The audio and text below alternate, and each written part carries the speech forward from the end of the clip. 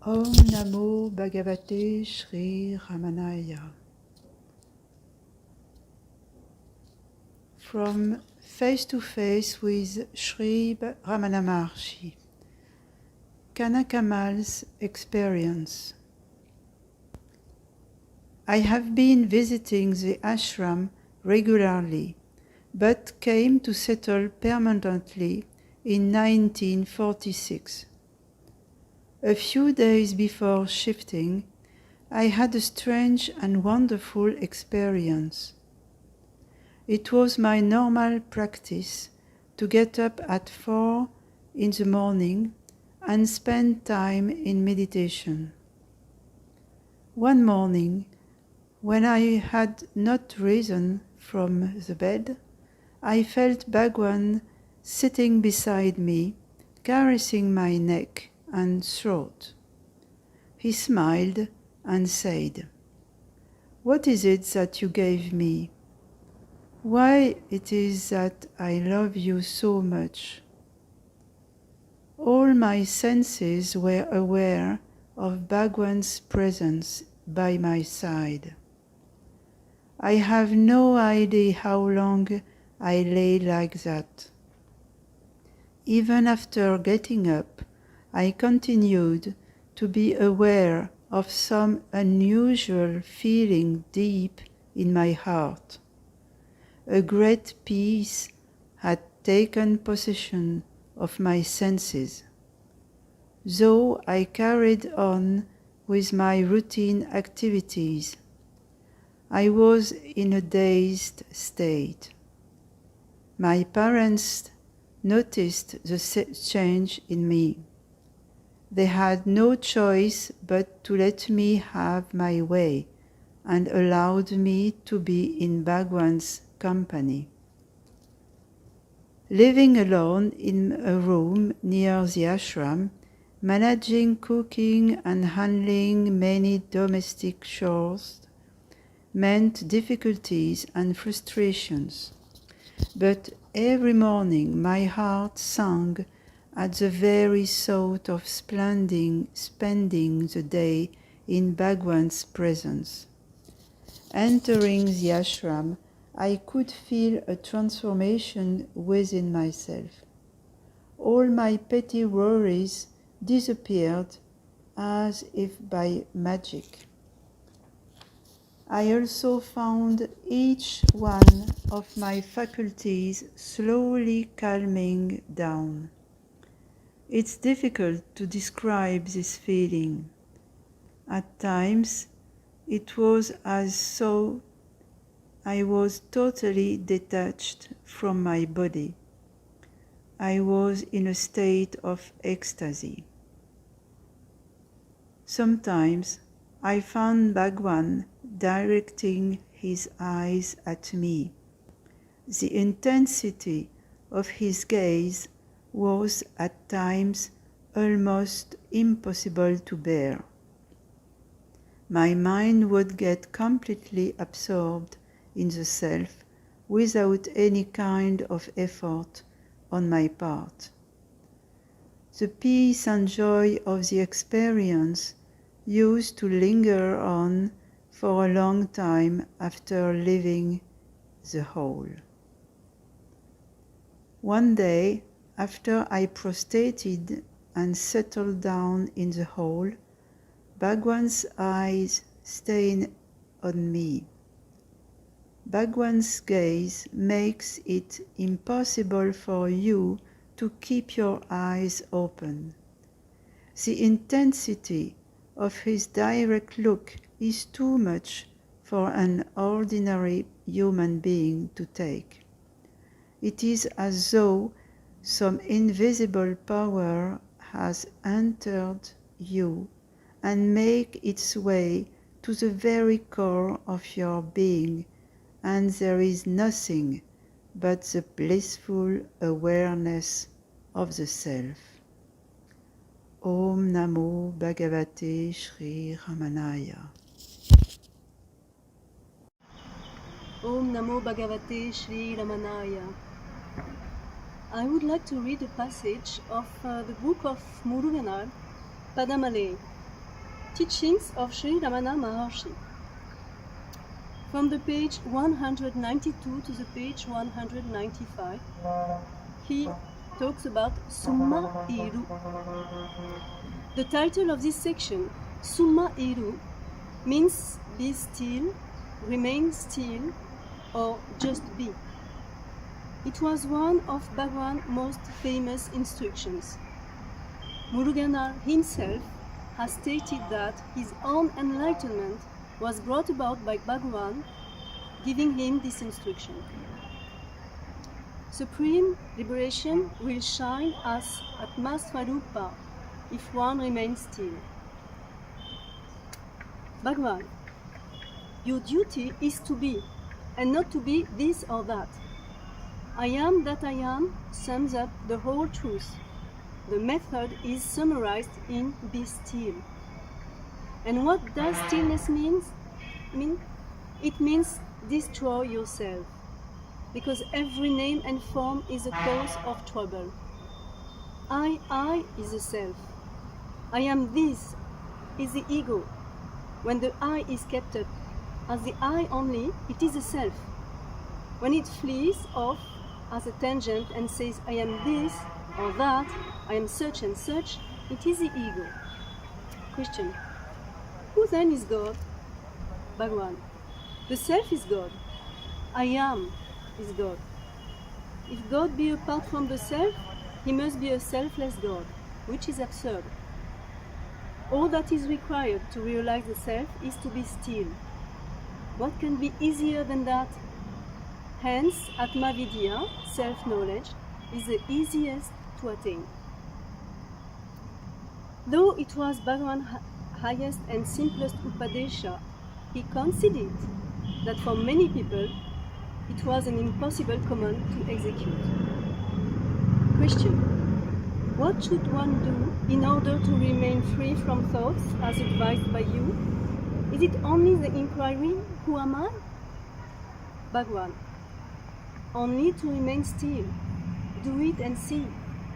Question. It is impossible. Bhagavan. Exactly. For the same reason, the inquiry, who am I, is advised. Bhagavan. All the age-long vasanas carry the mind outward and turn it to external objects. All such thoughts have to be given up and the mind turned inward. For that, effort is necessary for most people. Of course, everybody, every book says, Summa Iru, be quiet or still. But it is not easy. That is why all this effort is necessary. Even if we find one who has at once achieved the Mauna or supreme state indicated by Summa Iru, you may take it that the effort necessary has already been finished in a previous life. Question. Except by remaining still, by what great tapas can the Atma Swarupa be attained in the heart? Bhagavan. People seem to think that by practicing some elaborate sadhana, the self will, one day, descend upon them as something very big and with tremendous glory, giving them what is called sakshatkaram, direct experience. The self is sakshat, direct, all right, but there is no karam or kritam about it. That is, there is no one who performs actions and no actions being performed. The word karam implies doing something, but the self is realized not by doing something, but by refraining from doing anything, by remaining still and being simply what one really is. Stillness is total surrender, without a vestige of individuality. Stillness will prevail and there will be no agitation of mind. Agitation of mind is the cause of desire, the sense of doership and personality. If that is stopped, there is quiet. And now I will read it in French, translation, for our French friends. Padamale, Summa Iru, a été écrit par Muruganar. Le titre de ce paragraphe, Summa Iru, signifie « demeure en silence » ou « reste tranquille » ou « simplement sois ». C'était une des plus fameuses instructions de Bhagavan. Muruganar lui-même a déclaré que son illumination a été provoquée quand Bhagavan lui a donné cette instruction. La libération suprême brillera en tant qu'Atma Swarupa si on reste tranquille. Bhagavan, votre devoir est d'être et pas être ceci ou cela. Je suis ce que je suis résume l'entière vérité. La méthode est condensée dans la formule Summa Iru. Reste tranquille. Et que veut dire cette tranquillité? Cela signifie la destruction de vous-même, parce que chaque nom et chaque forme est la cause du problème. Je et le soi. Je suis ceci et l'ego. Quand le je est maintenu en tant que seul je, c'est le soi. Quand il s'envole et prend la tangente, quand il dit je suis ceci ou cela, je suis un tel et un tel, c'est l'ego. Question. Alors qui est Dieu? Bhagavan. Le soi est Dieu. Je suis est Dieu. Si Dieu était séparé du soi, il devrait être un Dieu dépourvu d'identité, ce qui est absurde. Tout ce qui est nécessaire pour réaliser le soi est d'être tranquille. Qu'est-ce qui peut être encore plus facile que cela? C'est pourquoi Atma Vidya, la connaissance du soi, est si facile à atteindre. Bien que ce fût l'instruction de Bhagavan la plus haute et la plus simple, il admettait que pour beaucoup c'était une requête impossible à mettre en œuvre. Question. Que devrait-on faire pour demeurer libre de penser selon vous? S'agit-il seulement de pratiquer qui suis-je? Bhagavan. Seulement de demeurer en silence, tranquille. Faites-le et voyez. Question. C'est impossible. Bhagavan. Exactement. C'est pourquoi l'investigation qui suis-je est conseillée. Tous les anciens vasanas orientent le mental vers l'extérieur et font qu'il se tourne vers les objets extérieurs. Tout ce type de pensée doit être abandonné et le mental doit être orienté vers l'intérieur. Pour cela, l'effort est nécessaire, pour la plupart des gens. Bien sûr, tout le monde et tous les livres disent Summa Iru, c'est-à-dire demeurer tranquille ou en silence, mais ce n'est pas facile. C'est pour cela que les efforts sont nécessaires. Même si vous rencontrez quelqu'un qui a accompli ou atteint le silence ou l'état suprême, pointé par l'instruction Summa Iru, vous pouvez quand même vous dire que l'effort nécessaire a été accompli dans une vie précédente. Question. Par quelle autre pratique, à part celle de rester tranquille, peut-on atteindre Atma Swarupa dans le cœur? Bhagavan. Les gens semblent penser qu'en pratiquant une sadhana élaborée, le soi descendra un jour sur eux comme quelque chose de grandiose, porteur d'une gloire incroyable, leur donnant ce qu'on appelle satsang karam, l'expérience directe. Le soi est sakshat, direct, d'accord, mais il n'y a pas de karam ou de kritam à ce propos. Cela veut dire qu'il n'y a personne qui accomplit une action et qu'aucune action n'est accomplie. Le mot karam implique de faire quelque chose, mais le soi est réalisé non pas en faisant quelque chose, mais en se retenant de faire quoi que ce soit, en demeurant tranquille et en étant simplement ce qu'on est déjà véritablement. La tranquillité est un abandon total, sans aucun vestige d'individualité. La tranquillité prévaudra et il n'y aura plus aucune agitation du mental. L'agitation du mental est la cause du désir, de l'impression d'être l'auteur de l'action et d'être une personnalité. Si cela est stoppé, à ce moment-là, il y a tranquillité. Om Namo Bhagavate Sri Ramana.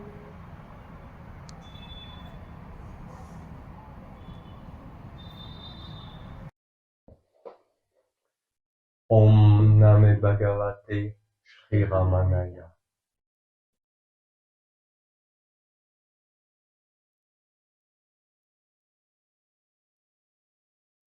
Annamalai Swami. Bhagavan m'observait de très près durant les années où j'étais à son service à l'ashram. Une fois, j'allais au temple de la mer où beaucoup de gens parlaient du sujet de ce bas monde. Bhagavan me rappela en disant: pourquoi aller vers la foule? N'allez pas dans les lieux où il y a du monde. Si vous allez avec tous ces gens, leurs vasanas vous contamineront. Bhagavan m'encourageait toujours à mener une vie solitaire et à ne pas me mélanger aux autres. C'était la voie qu'il avait choisie pour moi. D'autres ont eu des conseils différents, qui étaient tout aussi bons pour eux. Mais tandis qu'il m'a découragé activement de côtoyer des gens, il m'a découragé aussi de rester assis en silence et de méditer durant les années où je travaillais à l'ashram. Pendant cette période de ma vie, si Bhagavan me voyait assis les yeux fermés, il m'appelait pour me donner un travail à faire. À l'une de ces occasions, il me dit: ne restez pas assis à méditer. Il suffirait de ne pas oublier que vous êtes le soi. Gardez cela en tête tout le temps où vous travaillez. Cette sadhana pratique sera suffisante pour vous. La vraie sadhana est de ne pas oublier le soi. Ce n'est pas de rester assis en silence, les yeux fermés. Vous êtes toujours le soi. Simplement, ne l'oubliez pas. Bhagavan ne crée pas de guerre entre le mental et le corps. Il n'oblige pas les gens à rester assis à se battre contre le mental avec les yeux fermés. D'habitude, quand vous vous asseyez en méditation, vous luttez pour atteindre quelque chose, vous battant pour prendre le contrôle du mental. Bhagavan ne nous conseillait pas de nous lancer dans cette sorte de combat. Il nous disait qu'il n'était pas nécessaire de se lancer dans une guerre contre le mental, parce que le mental n'a pas d'existence réelle, ni essentielle. Le mental, disait-il, n'est rien d'autre qu'une ombre. Il m'est conseillé d'être en permanence conscient du soi pendant que j'accomplissais les tâches ordinaires. C'est la vie quotidienne. Et dans mon cas, c'était suffisant. Annamalai Swami. Bhagavan watched me very closely in the year that I served him in the ashram. One time I went to the Mother Temple where many people were talking about worldly matters. Bhagavan called me back, saying, "Why should you go to that school? Don't go to crowded places. If you move with the crowd, their vasana will infect you." Bhagavan always encouraged me to live a solitary life and not mix with other people. That was the path he picked for me. Other people got different advice that was equally good for them. But while he actively discouraged me from socializing, he also discouraged me from sitting quietly and meditating during the years that I was working in the ashram. In this period of my life, if Bhagavan saw me sitting with my eyes closed, he would call out to me and give me some work to do. On one of these occasions, he told me, "Don't sit and meditate. It will be enough if you don't forget that you are the self. Keep this in your mind all the time while you are working. This sadhana will be enough for you." The real sadhana is not to forget the self. It's not sitting quietly with one eyes closed. You are always the self, just don't forget it. Bhagavan ways does not create a war between the mind and the body. He does not make people sit down and fight the mind with closed eyes. Usually, when you sit in meditation, you are struggling to achieve something, fighting to gain control over the mind. Bhagavad did not advise us to engage in this kind of mind. He told us that there is no need to engage in a war against the mind. because mind does not have any real fundamental existence. This mind, he said, is nothing but a shadow. He advised me to be continually aware of the self while I did the ordinary thing of everyday life, and in my case, this was enough. Om Namo Bhagavate Sri Ramanaya.